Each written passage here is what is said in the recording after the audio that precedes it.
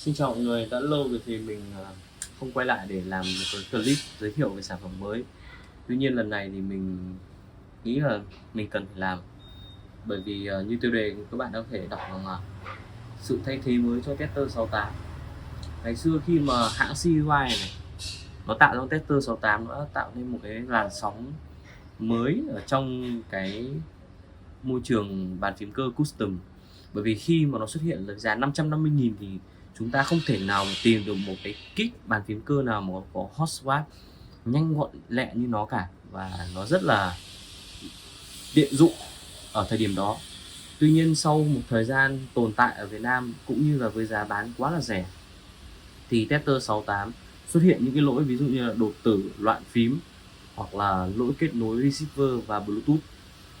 Và một khoảng thời gian chắc cũng phải tầm 2 năm cho đến thời điểm này thì CUI họ đã sản xuất ra một dòng sản phẩm mới và nó được gần như là được thay thế cho Tester 68. Thì mọi người có thể nhìn thấy trên mặt bàn mình đây, cái tên mới của nó là Novice, có thể Novice. Và ở đây mình có hai phiên bản là màu trắng và màu đen. Thì về cơ bản thì kit này là kit 65% và có 68 phím. Ở đây mọi người có thể nhìn thấy là nó có 3 chế độ kết nối. Thứ nhất là receiver 2.4, Bluetooth và kết nối bằng cáp Type-C.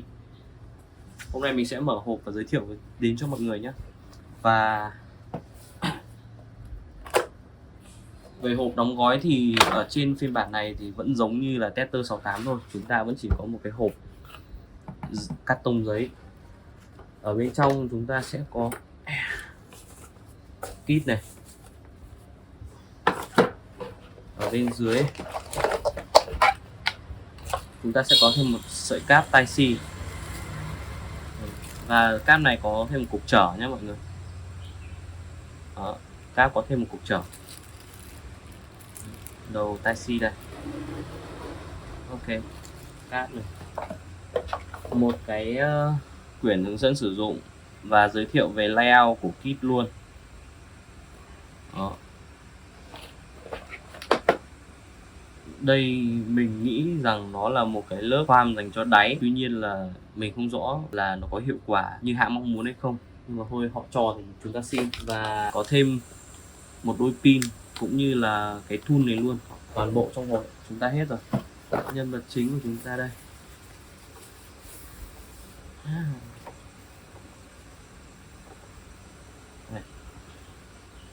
Này thì hãng cho chúng ta thêm một cái nắp đậy này.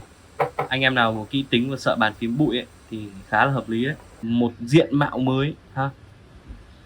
Mình hôm qua mình nói đùa với bạn mình là con này chính là Tester V3 bởi vì nó đã được trải qua rất nhiều kiểm tra trong năm vừa rồi với sản phẩm Tester 68.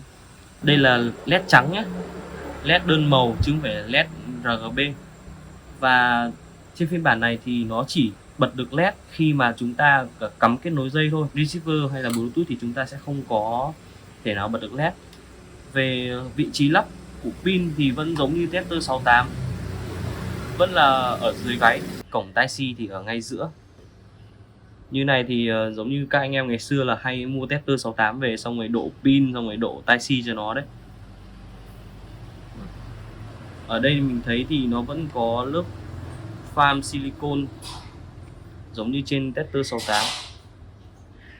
Mọi người thấy không? Mình sẽ mở nốt cái phiên bản màu đen kia nhé. Đây. Và đây là phiên bản màu đen. Phiên bản màu đen này thì mình không thích cái stab lắm. Cái màu stab nó hơi bị đỏ quá. Và với bản màu đen này chúng ta có thể nhìn xuyên ngang qua được, bởi vì nó là màu đen, đen smoke giống như ở trên con Tester 68 vậy. Và ở trên mình thấy lạ một điều rằng là Tester 68 hay là con Novice này thì cái phiên bản màu đen này của nó này luôn là palette bằng nhôm nhé. Còn màu trắng này thì lại bằng thép.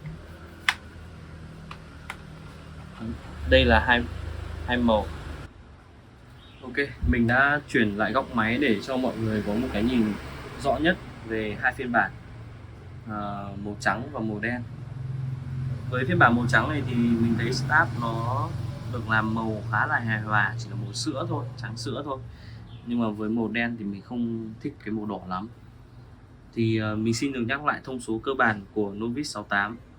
Đó chính là layout 68, mạch thì vẫn là mạch ngược, và đương nhiên là chúng ta không có cây map. LED thì sẽ là LED đơn sắc màu trắng, sẽ sử dụng được ở trong chế độ kết nối bằng dây.